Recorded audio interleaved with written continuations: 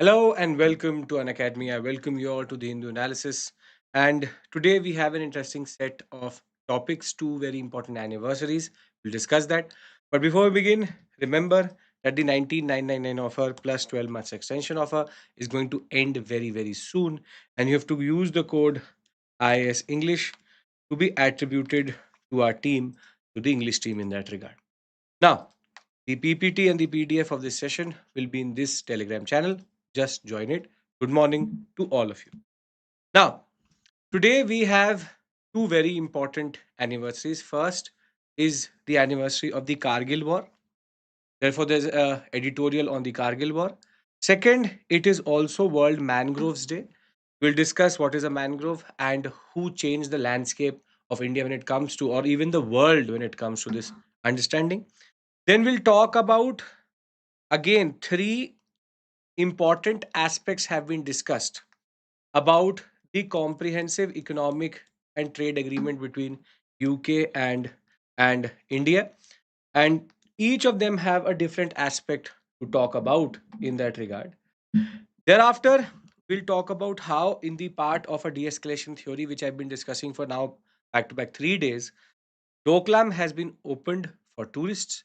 Then we'll talk about how certain OTTs have been blocked. What is more important is what section they've used, what act they have used. Then we'll talk about how the Prime Minister has become the second longest, you can say, uh, the second longest stint as Prime Minister itself, Prime Minister Modi. And last but not the least is a certain section used by the UPSC in order to somehow use it against misconduct. So this is something close to you because at the end of the day, you are going to give this examination. Recently, there has been a major development here. 3 years of debarment. We'll talk about what was the, you can say, uh, the way in which UPSC conducted this inquiry and in turn led to this misconduct in that regard. So it's an interesting set of topics. We'll try to understand the first two in the most detail. Good morning. Now, the first topic is based on the 26th anniversary of the Kargil War, a war which changed the military landscape of India forever.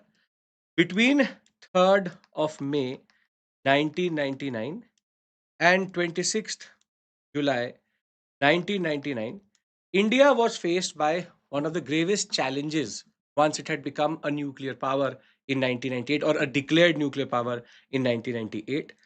And Kargil War had three to four very important features, which in turn made or warranted change in the military landscape of India generally, which is that when we look at the Kargil War, I'm giving you the context.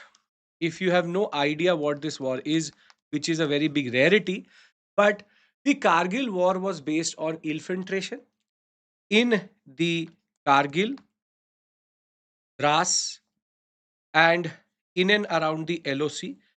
But it was based on a gentleman's agreement. See, because in this sector, Kargil, the Dras sector, there are multiple peaks.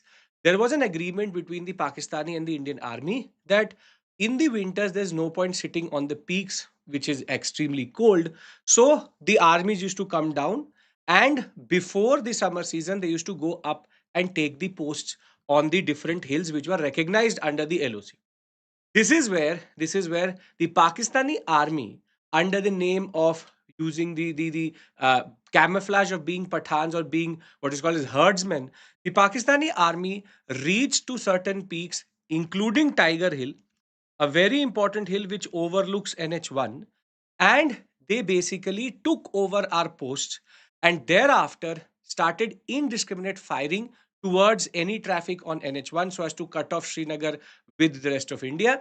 And also, there were multiple cases in which there was a search party which was brutally tortured, and Kargil was an intelligence failure for India. It is a recognized fact which the Kargil committee even argues that it was an intelligence failure with no aerial footage. It was one shepherd who saved India in that regard, that he was able to identify the people who were going up Tiger Hill and were moving in this sector were not the Indian army. So it was a pure intelligence failure. And when it comes to Kargil, it is one of the most difficult wars also which India fought because of the terrain.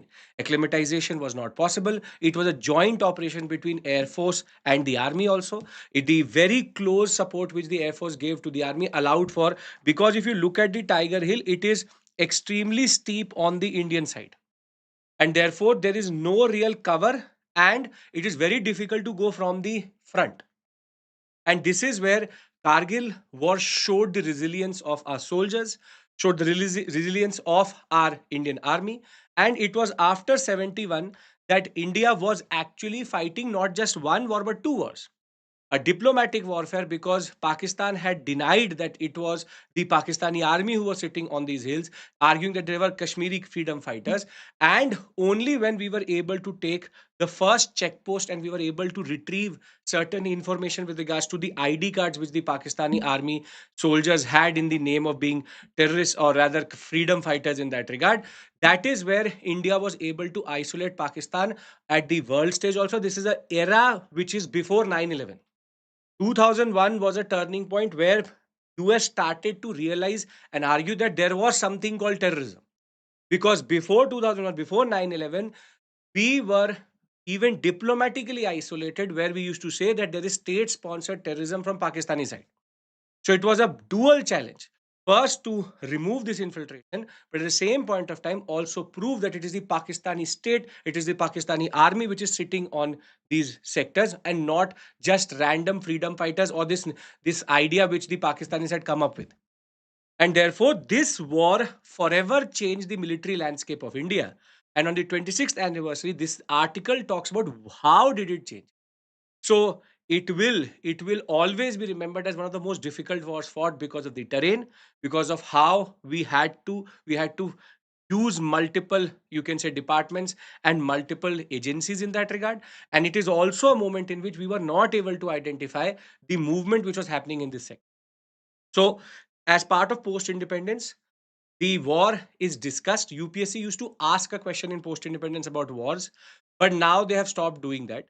Therefore, it is just a memory which is captured in post independence history, but a important moment. So this is good enough in that sense, enough, you can say, detail to tell you why it is important in the larger scheme of things. Now, Kargil war in 1999 and today in 2025, we have come a long way. And that is because of multiple structural changes which happened after the Kargil war. Now the question is that what are the changes? And you should now know that what are the agencies which came up after, as part of internal security and post independence, which came after the Kargil war in that. So when we talk about Kargil,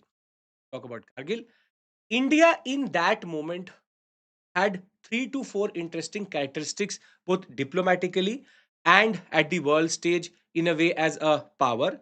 And that is what the argument is pushed, that we were tentative,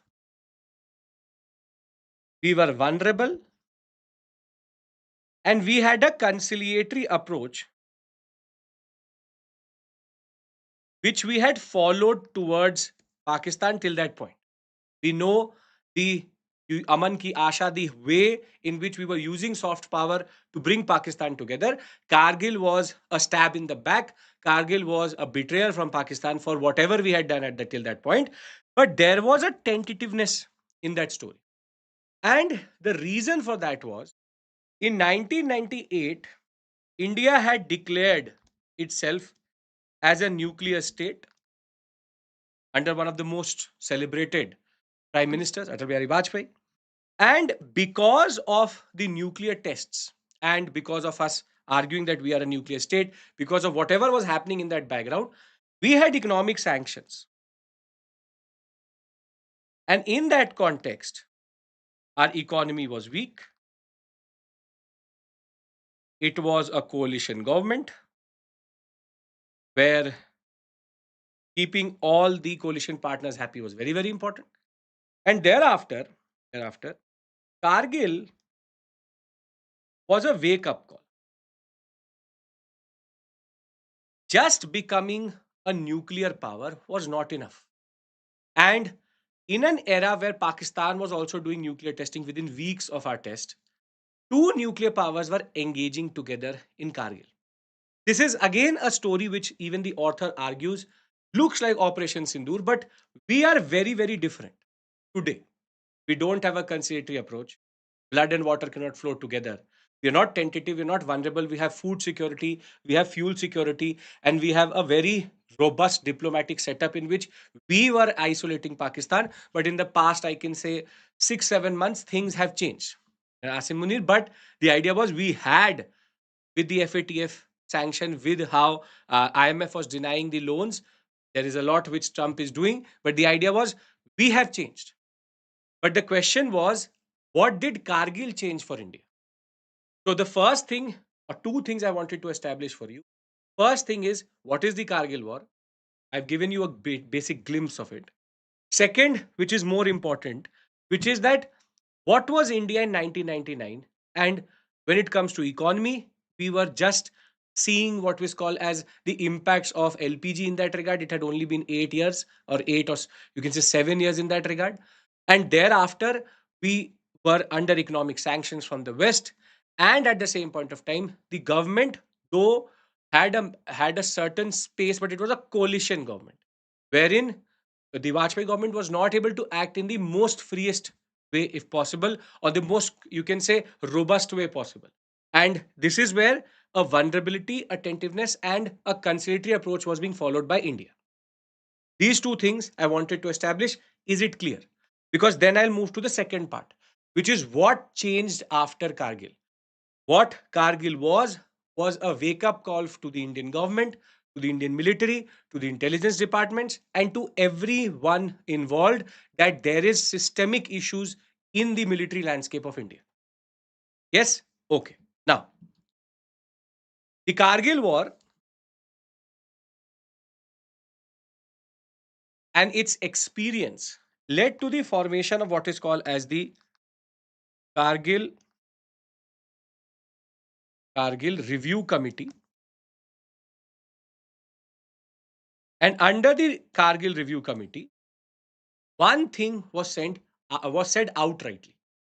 What was said outrightly was that it is pure intelligence and surveillance failure, be it the army, be it the IB, be it the raw. Meaning, it should not be a local who should be telling us that there is infiltration. There should have been some form of information which India would have got, because the infiltration happened over weeks. And because it happened over weeks, the Kargil Review Committee said we have to introduce systemic is. Now, this slide is very important for you because it is going to summarize what are the changes which were brought in into the military landscape of India after the Kargil war and from the lessons of the Kargil war. So, I'll use a different color. See, the first major change which was introduced as soon as Kargil war was over was the modernization of the military. Because what was realized, we did not have good gear, specifically mountain gear, and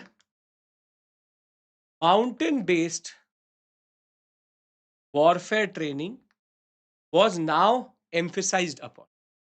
Systemic would mean system made, major changes, structural changes, foundational changes. Foundational changes. So the first was modernization of military, specifically equipment, because equipment was very, very inadequate to the way we were fighting. One of the reasons why Kargil was difficult was because of the altitude, was because of the lack of gear, and because of the way we were exposed to the fire coming from a higher altitude, from a higher ground in that. Thereafter, The second major change was the Defense Intelligence Agency being established in 2002, called the DIA, so as to bring all the intelligence agencies together along with defense interest, not just civilian but military interest also. At the same point of time, the NTRO, which is called the National Technical Research Organization, was established in 2004 in response to the way things were happening on the ground, where we needed research on in India itself. On, we could not import every gear, or as it is, the modern militaries were not going to give us anything, and therefore we had to research, we had to create an organization which could bring all the technical research, specifically in national interest, together. So one is a defense intelligence agency, the other being a very important actor today in technical research for the defense. Thereafter, the RAW and IB were asked to coordinate when it comes to intelligence and surveillance under what is called as the National Security Council Secretariat. And the position of National Security Advisor became a fixed and permanent position as part of the advisory board of the Prime Minister. And last but not the least is a joint intelligence committee which was established as a way to bring intelligence, surveillance, and military coordination together. One of the most recent changes, which was warranted due to the Kargil war, but was very late in its implementation, which came only in 2019, is CDS, which is the Chief of Defense Staff. And we now started to talk about theater level cooperation between the military, between the military wings, which is the Army, Air Force, and the Navy. Now, if you realize one thing, one of the success of Operation Sindoor was the coordinated effort of the Army and the Air Force. That would not have been possible if we had not learned from the mistakes of the Kargil war. So, on the day we won this war, both diplomatically and on the ground, by reclaiming Tiger Hill itself and then freeing up this whole Kargil, the Dras, and that whole Kukshuk sector, Kaksar sector, the idea is very simple. Every time we basically saw weaknesses within our military, we worked on it. But Kargil was a wake up call which we did use to change our military landscape. Why am I telling you this information? Because with the 26th anniversary, there is a chance that there could be one random question in GS paper 1 or even in the prelims examination on giving you organizations which were formed after Kargil war or were in direct response to Kargil war. So, just to summarize, what is the argument of this article? Very simply, Kargil war was a challenge, and Kargil war exposed a lot of different vulnerabilities within our military. We then organized a committee, identified those vulnerabilities, and we responded. And we responded. Now, please pay attention. Again, summarizing everything for you. This is what you have to remember. Be it the modernization, be it the concept of the DIA, Defense Intelligence Agency, be it the NTRO, be it the CDS today, be it the coordination between different militaries together, or rather, be different wings of the military together, be it the National Security Council Secretariat, or be it the Joint Intelligence Committee, be it the NSA, all all are a direct response to the Kargil war. This class starts at 10 a.m. every day. Only for 2 days there was an issue. Other than that, 10 a.m. every day. So please note down these institutions: modernization, DIA, NTRO, raw and IB level cooperation, be it in the National Security Council Secretariat, be it the NSA becoming a fixed position within the advisory board, be it the Joint Intelligence Committee, or be it the CDS. CDS is the latest understanding where now we have Chief of Defense Staff who brings or who's a supra body over the the Navy, Air Force, and the Army chiefs. So please, why am I telling you this? Is because you can get a question like this. And it's a question both of internal security, of post independence, and of general governance also. How did the Kargil war change the military and national security landscape of India? If you don't know these organizations, you will give a very pedestrian answer in which you are going to just write this change, that change, we were suspicious of Pakistan, this, that. You need to be able to write the DIA, the NTRO, the CDS, the NSA, the Joint Intelligence Committee, and the Secretariat. Will you be able to summarize this for the examination? Which is talk about Kargil, talk about how it forever changed the landscape in India. Right? So, as you can see, three different parts to the article: one based on lessons, the other one based on structural changes. Structural changes from this part, the lessons from this part, and this gives you the importance of Kargil generally. As I told you, a war which was fought on two fronts and why we were tentative at that point of time. Right? So, therefore, what the larger argument is: the success of Sindoor, the success of Operation Sindoor is because we learned from our mistakes. This is also a very important lesson for you, which is that you have to learn from your mistakes. You cannot go forward with the same strategy every time. We learn from our mistakes. Every war we fought, we learn from our mistakes. You have to do it. If you don't bring in structural changes, there will always be issues. And we did that as a country to change our military land. Simple, straightforward concept. Now, so you all are comfortable in answering something like this, and I have given you the dates, and I have also given you the major structural change.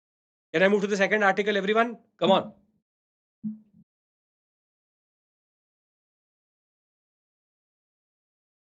Yes, the PDFs have been added. Longzon has been added. Check all three PDFs are there. Yes, Tarak, obviously, any form of military modernization which happened after that point, be it the Apache helicopters, be it S-400, be it anything, was because of that only. Yes, you can quote anything. Anything inducted into the Indian Army Air Force after 1999 is a direct response to Kargil. Even from drone technology to surface to air missiles to how we needed more surveillance in this sector to AVAX, everything. Right? Okay. Now, this day has another significance other than just being the anniversary date for the Kargil war being won by India. It is also the World Mangroves Day. World Mangrove Day is actually on July 26th every year. Now, in the world, mangroves are now a buzzword. Previously, if in the 1960s, 70s, mangroves were considered a forest resource. It was considered a certain coastal resource. The locals used to understand their importance. But in the scientific community, within the community of the climate change understanding, mangroves were not considered very important. However, it was one man who changed the way we looked at mangroves and how there was a total shift in which from just being a random resource as part of the coastal ecosystem, they became the solution to everything, be it climate change, be it cyclones, or be it the rising sea levels, or be it tsunamis. And this is where, yes, it is this person, MS Swaminathan, who forever changed the landscape. Now, first, let's try to understand what are mangrove forests.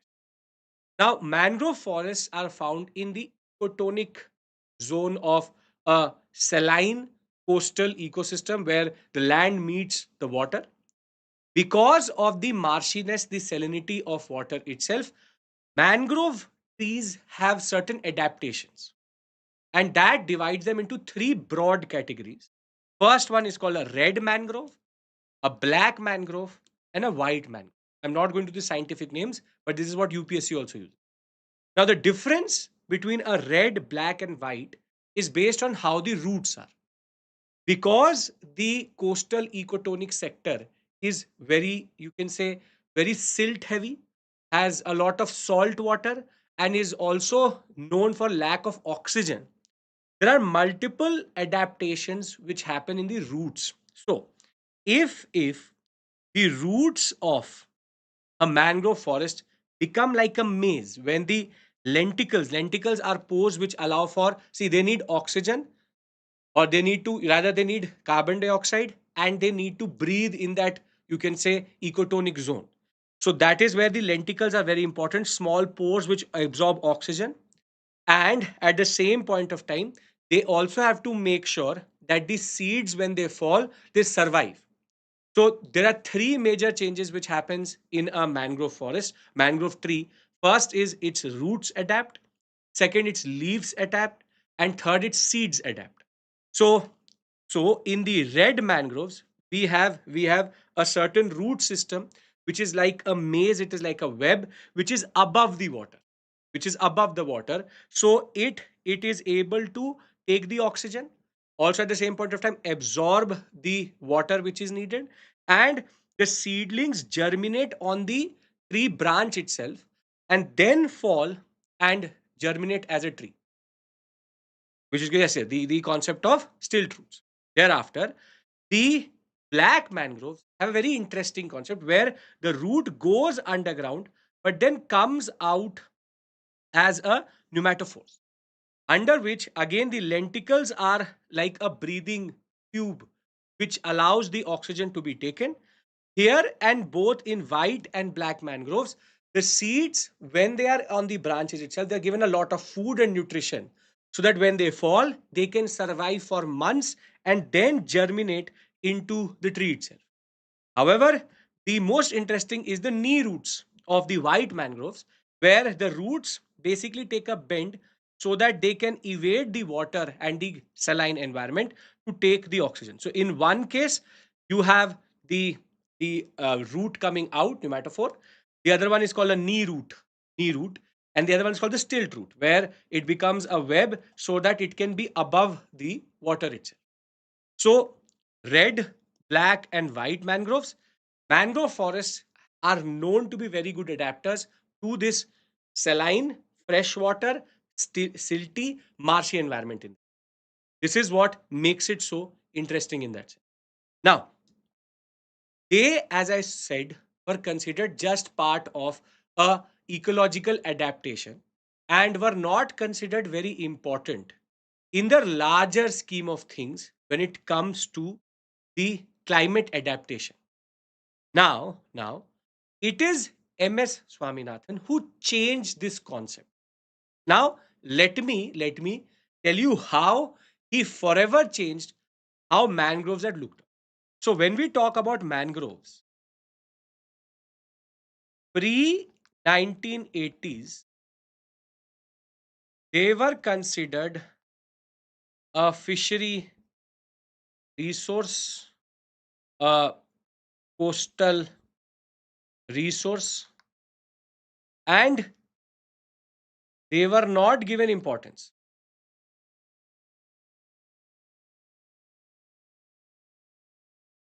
On the other hand,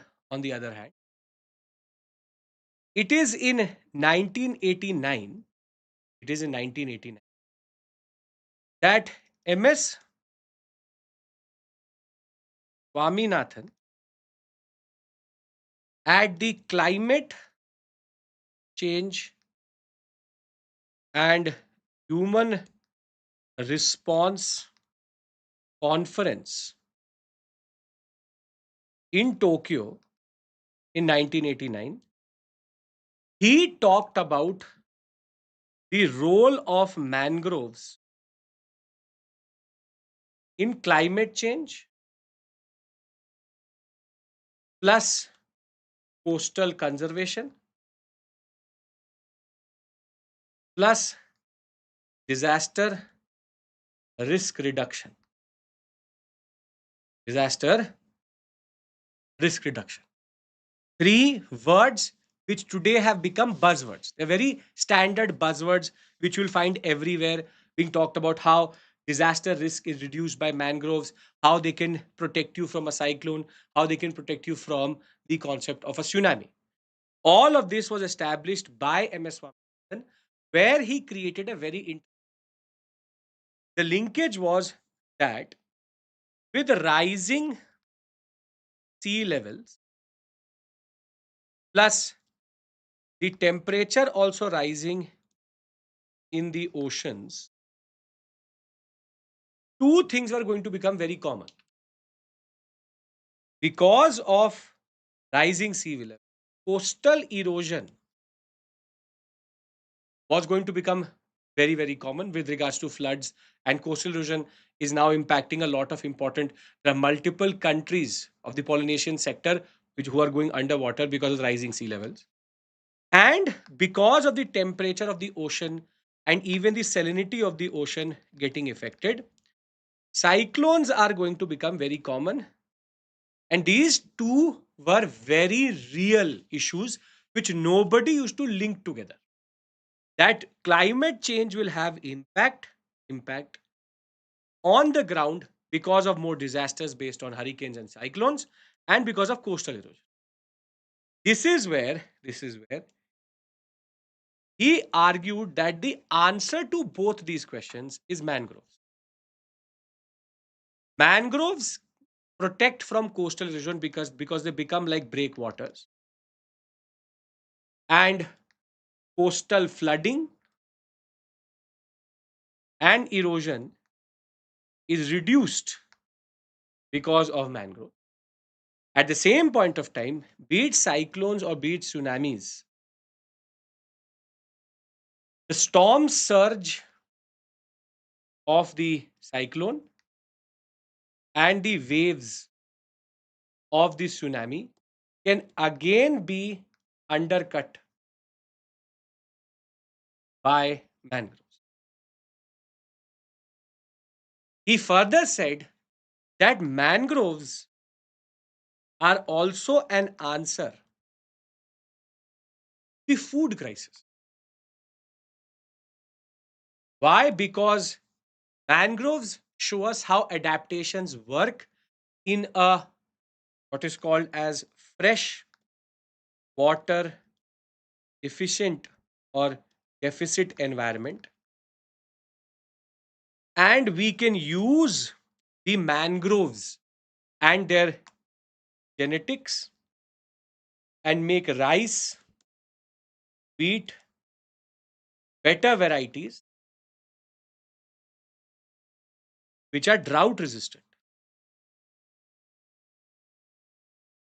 So whatever lingo we use today, whatever concepts we use today, all of that comes out of the argument which MS Swaminathan argued in the 1989 conference, which forever changed the understanding of how we look at mangroves in that regard. This is very important because you can get a question on how mangroves allow for climate mitigation. They become breakwaters to the coastal erosion. They become a certain barrier to cyclonic surges and to the waves of the tsunami. They also allow us to then use their genetic material to make our food drought resistance because they know how to adapt in freshwater deficient environments. Neha, the session is today at 7 p.m. at 11 a.m. rather. at 11 a.m. You have a session by Chetan sir, where he's going to take the current affairs on Platinum. I hope you have registered for it. The registration link is there in the description box. I hope all of you will join Chetan sir for that session. I will very strategically also leave you by 11ish so that you can join him for the Platinum session, in which he's going to cover the international relations based current affairs of the past 1 month. So I hope that you are aware of that in that regard. Now, do we understand these three aspects? Mangroves being not considered important, and how mangroves forever changed the landscape of how we understand climate change. Do we understand these 2 points? Yes? Okay. Now, because of his efforts, because of his efforts, there were also multiple institutions with, yeah, mangroves. Yes, in certain cases, mangroves are also considered sacred groves. In the Western Ghats, yes, Chirag. That is where the local communities, the tribal communities understood the importance of mangroves in the larger scheme of things. Today, everybody talks about mangroves. That is where MS Swaminathan forever changed the understanding. Now, because of MS Swaminathan, mangroves were now considered a lifesaver, a game changer when it comes to climate change. And his efforts in turn led to the International Society for Mangrove Ecosystem, which is for mangrove conservation, to be established in 1990. He will become in 1993 the first president also of this organization.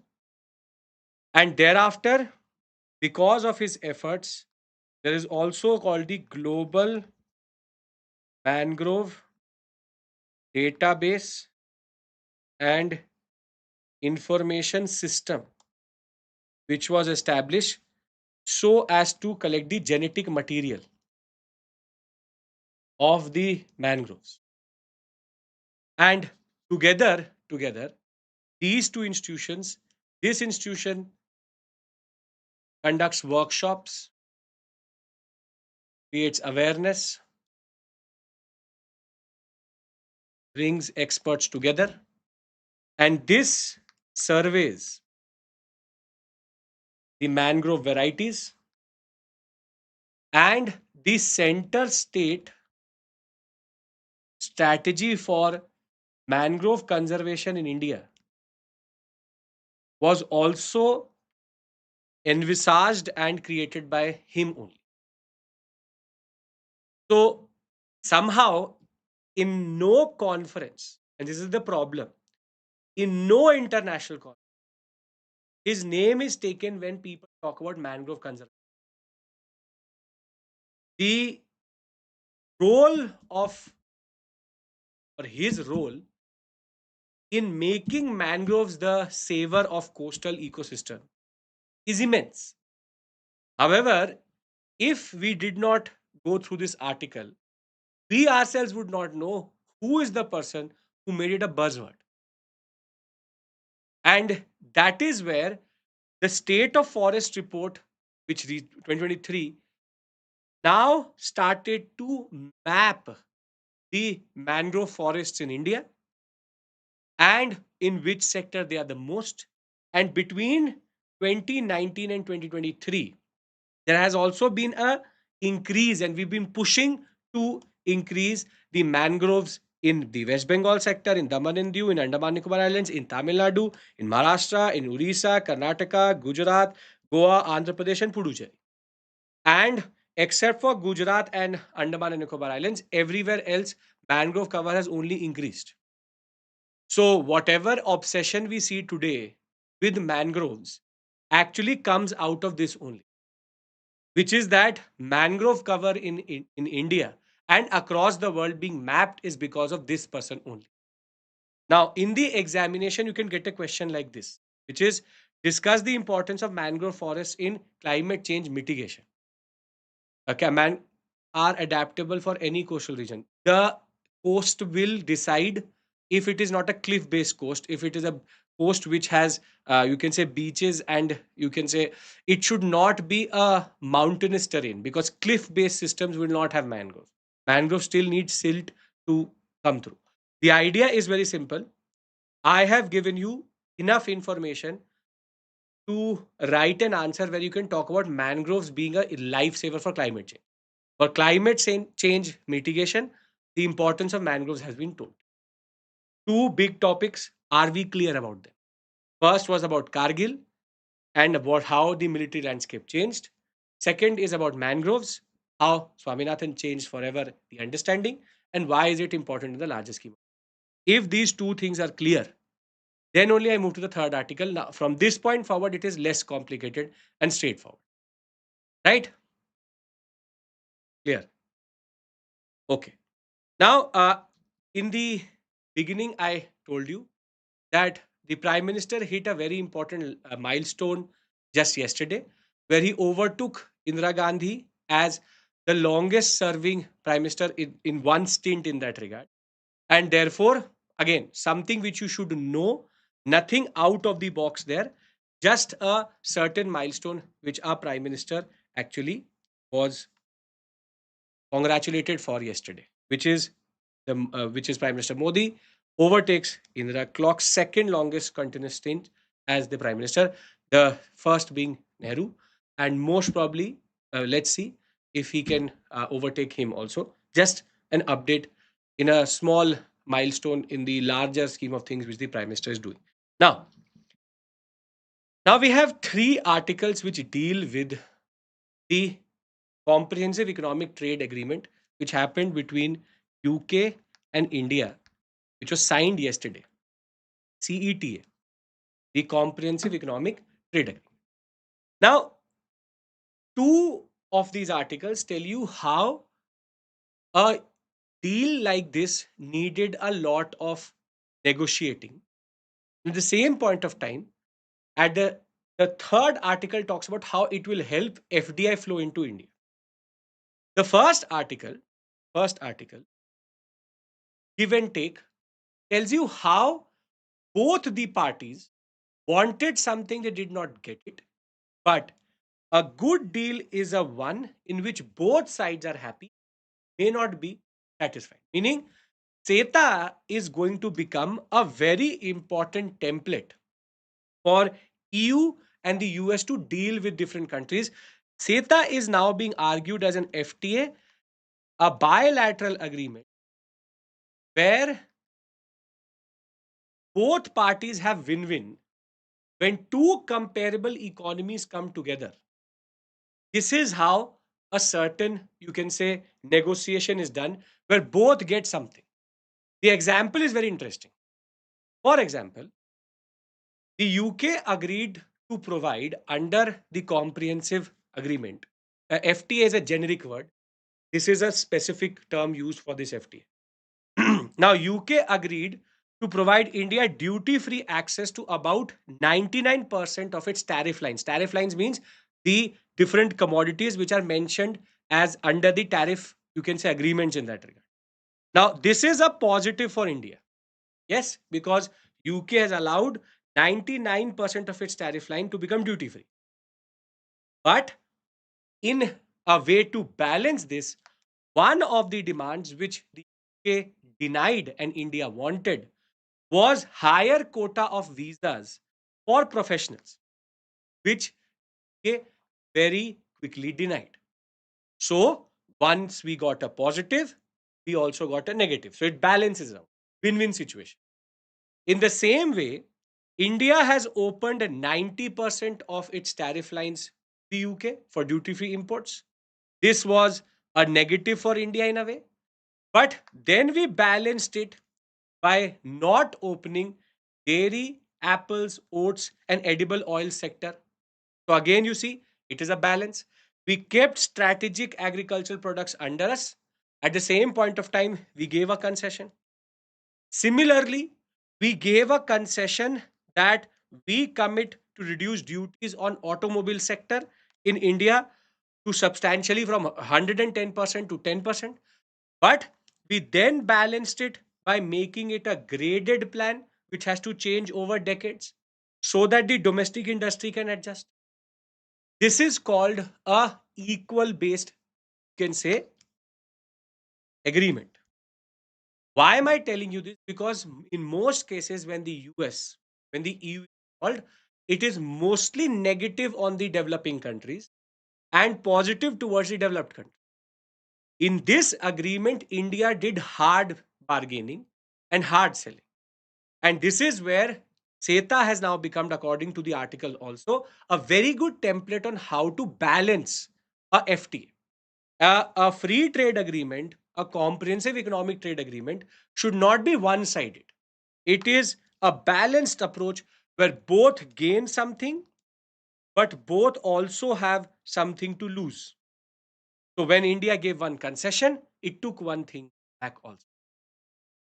So I hope that you understand the logic of this article, give and take. So this is giving them something, we take something back. Again, give and take. Clear. This shows you how diplomacy works. This shows you how not every agreement has to be one sided. This is an example of how you balance. Use you can use CETA as an example in every answer where you are asked that how international bilateral agreements fall out. The reason for fallout is the domination of one country by the other. And that is where the quota means, graded quota means, if they meet certain, you can say, export or import quotas, then only the duty free or the tariff will be reduced. So we are now making them match certain quotas of export and import so as to make them, and it is going to go from 110 to 70 to 40 to then 10%. It is going to be going in a graded slow manner, not automatically become 10%. Right? Okay. Now, the second article, which was there in the business section, talks about how there's a very interesting rules of origin clause, which again is a new buzzword, which is how UK and India has made sure that China does not gain out of this agreement itself. Now, I'll give you an example and then we'll discuss what it says. See, the English and India will trade under CETA. There is export, there is import.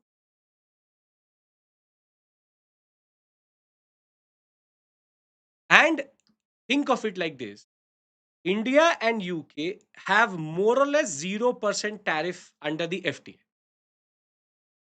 Now, in this context, let's take an example of a Chinese manufacturer.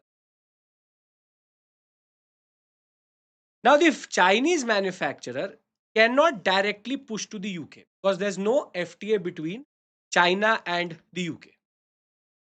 So, for example, there is 40% tariff which the Chinese manufacturer has to give to the UK, for example.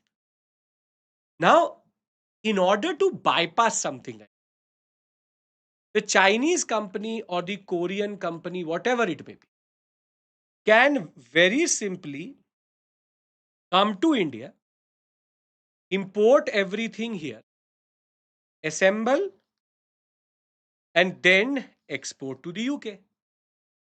So, if, for example, I was pushing a mobile and the cost was becoming £100 because of this 40%. Now, because of taking this route, it is only £80. This is called using someone else's free trade agreement to push your, you can say, manufacturing to that sector. This is a correct model. Is this a possibility? Yes or no? Under an FTA, a Chinese or Korean manufacturer can set up a plant in India, bring everything from the Chinese sector, assemble it here, and then push it to the UK sector, evading 40% tariff. Is this a possibility? Yes or no? This is what yes, Tarak, that is true. This is what China does also. Very good. Now, India was wary of this, and the UK was also very aware that the Chinese can come to the UK, produce something here, and then export to India. This is where CETA has a certain rule of origin clause. Under the rule of origin clause, very interestingly, very interesting, it says that the local sourcing norms are such that rules of origin chapter says in what condition will the tariff barrier be reduced or removed. And it is read, the rule specifies that a product must either be wholly obtained or significantly transformed through processing in either UK or India to be eligible to get the tariff reduction. So, be it the British or Indian goods, they either have to be produced in the UK or India to get tariff reduction, or they are significantly processed, meaning assembling is not significant reprocessing or processing. This is where the data again becomes a very interesting of how third party or third country misuse of an FTA can be undercut. But there is a very interesting upside to this also. The upside is now, if, for example, Samsung wants to sell to the UK,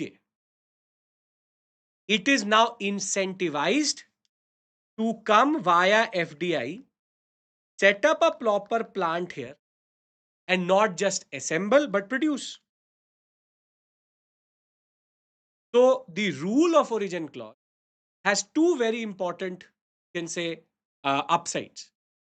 First, first, it does not allow something like this to happen, but it also encourages foreign manufacturers to come to India and produce in India. So FDI flows will increase, and also this assembling culture which the Chinese follow will be undercut. Do we understand the importance of rule of origin clause? Rule of origin clause within CATA allows for the concept of dumping not being followed. So either you produce it in India or you significantly process it in India. Assembling in India will not allow you access to the UK, and the vice versa is also clear. Everyone, come on. It would be beneficial for India. For yes, if manufacturing units will get set up in India, three things will happen. It will generate employment. It will allow for resources to be better utilized. It will also allow for technology transfer. One of you asked me yesterday that is there any technology transfer? In a way, our labor is going to become more and more skilled, and because plants will be set up in India, it will be good for India only in the larger scheme of how China does this assembling. It brings all the parts together. In India, it will assemble and then sell it. Standard process. This one, right? Okay, perfect. Okay, now moving on to three very straightforward articles. How enter China between two countries, because China is a global manufacturer. It can create a dummy company in India, send all of the things to India. In most cases, in India itself, there are multiple manufacturers who just assemble Chinese goods. Basically, now if you want to sell to the UK, you have to produce in India. This also undercuts the parallel economy which runs in India, where all things are brought from China. Everything, meaning the camera, the battery, the motherboard, and the body, all come from China. It is just assembled in India and sold in India. That cannot be sold in the UK now. because it is not being significantly reprocessed or processed. If you import the rare earth metals from China, the silicon material from China, process it here, create a chip here, then sell it to the UK, then that is being, it basically undercuts the concept itself, right? See, Chirag, technology transfer is what we have to discuss in the next. This is the next topic itself. There was one controversial concept which was going to make sure that this FDA would go off track. That would have been asking all the cyber companies and all the manufacturers to give source code. But within the UK India Pact, we have avoided that, under which a code which is the base of all software applications, typically which is not shown to you and me but is for the coder. In most of the cases under UK India CETA, source code sharing has not been allowed and has been relaxed in that regard. This was good for Indian software developers, because if source code was given to the UK manufacturer, then they would replicate it very easily. So again, you see how there is a certain way in which India again took something away from the FTA so as to protect its own domestic software developers and manufacturers. So under CATA, the transfer of access to source code of software will not be shared and is restricted. And therefore, both India and the UK both were aligned on this, that let's not under the chapter where it talks about digital rights, source code sharing was not talked about. Because Anushka, if I'm for example Infosys, I develop a very good banking software, takes a lot of resources. Now I, as a producer of that software, sell it to a British banking company. Now under other FTAs, I may have to give the source code also. Now that source code could be then taken by the government and given to a local developer in the UK. He would develop the same software and Infosys would loot the contract. So in order to make sure that the source code does not lead to replication or reverse engineering, India said that if Infosys is exporting a software to the UK, it will not give the source code. A good concept which is heavy handed, but India was able to get it. Same way, technology transfer for us is also going to be problematic. Meaning, if a Aston Martin car is coming to India and it has a certain chip which makes it very special, we can't ask for that chip's source code to be shared so that that Tata and Mahindra can use it. Though Tata is going to, Land Rover is nothing but Tata only. But the idea is it's simple. If you get my point, how source code information makes it very difficult for India to then become an exporter of tertiary sector, because we are the IT hub in that regard. Information technology needs to be protected through data protection. This is also that ways that only. Now, the last aspect which also has to be talked about is the UK has also agreed under CET that that we the open government data concept I'm coming to with under CATA. One very interesting aspect further is we have made sure that free flow of data is again curtailed, meaning the data protection laws of India are applied to any manufacturer or any flow of information from the UK. Why am I saying this? Because RBI was very apprehensive in sharing the data with UK banking and financial sector, and we've been able to make them agree to this, that free flow of information will only be allowed in a restricted manner. In the same way, open government data, which is both governments sharing basic data, will allow for us to understand the demography of the UK and for them to understand our demography, so as to then also reorient CAT accordingly. But the idea is that this is a very important point, wherein India made sure that the data protection laws which we have are also being honored by the the UK India CATA. So, what we have learned, what we've learned in the past, you can say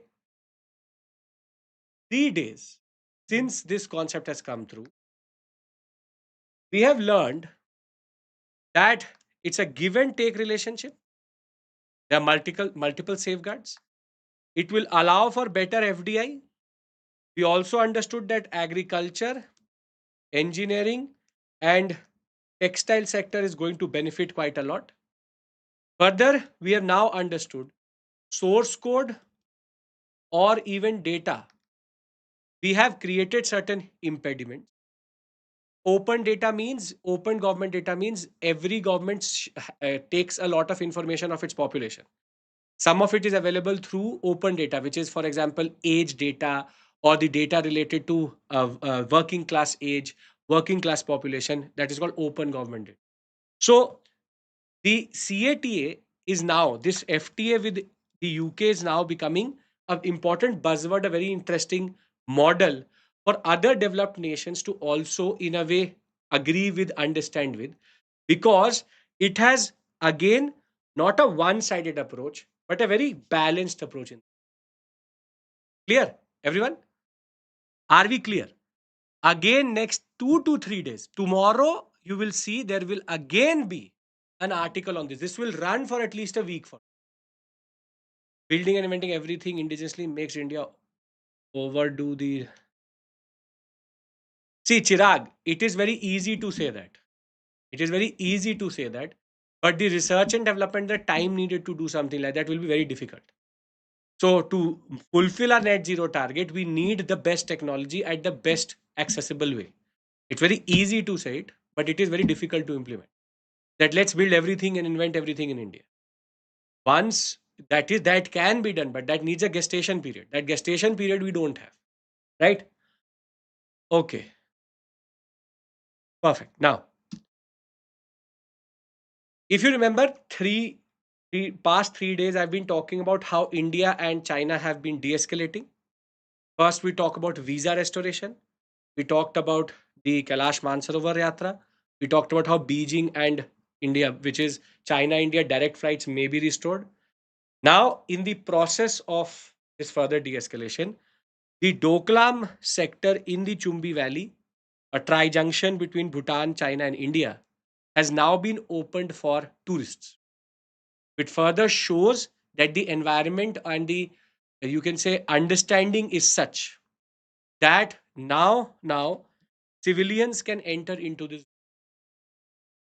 So again, yesterday's article talked about how trust is still a problem, how trust deficit is still there. But in the larger scheme of things, it is important to understand that these are superficial but important moves which are allowing for the concept of China India de-escalation to go in a good direction. That's it. This is just an update for you. After 8 years of the standoff, Doklam is open for tourists. Right now, this was in the news quite a lot because in this Alt Balaji and further other OTTs were involved, all known for their shady content only. 25 OTTs have been blocked over obscene content, pornographic content. That is not important. What is more important? What is the section which is being used? So, the Information Technology Act 2000 and the IT rules 2021. This is the only information which you should. Why am I telling you this? Because you have to write in the ethics paper case studies. Now, if there is a case study where they are talking about digital harassment based on you can say websites, based on social media, or there is some aspect where there is digital content which is problematic, the case study would become extremely enriched if you are able to quote these sections. If you're able to quote these sections, or rather these acts, it will seem like you know your stuff. So, the only information I want to pick from here is obscene content, for harassment, for any form of can say, problematic content online. It was removed under what? The IT Act 1000 and the IT Rules 2020. I hope you will remember this, right?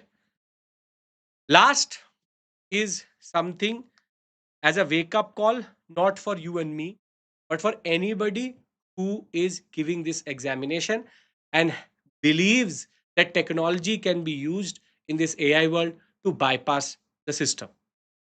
The UPSC recently debarred a candidate. The name of the candidate has rightfully not been given for a period of 3 years to give any examination of the UPSC because he was found to be in the examination hall using malified and, you can say, unfair means.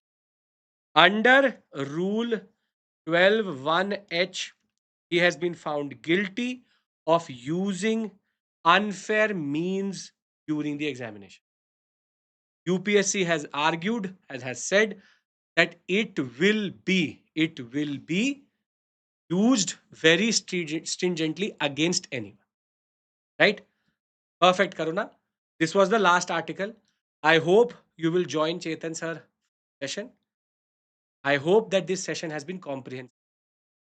There are articles which I pick strategically based on their importance for the examination. Kargil, the military landscape changing, MS Swaminathan making mangroves very important, and the UK India CETA, how it changes the relationship between these two countries. Thank you. Take care.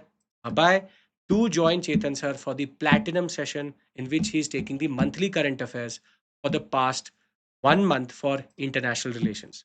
Thank you. Take care. If you have not registered for it, if not received the link, you will find it in the description box. You have to register for it, then only the link will be. Thank you.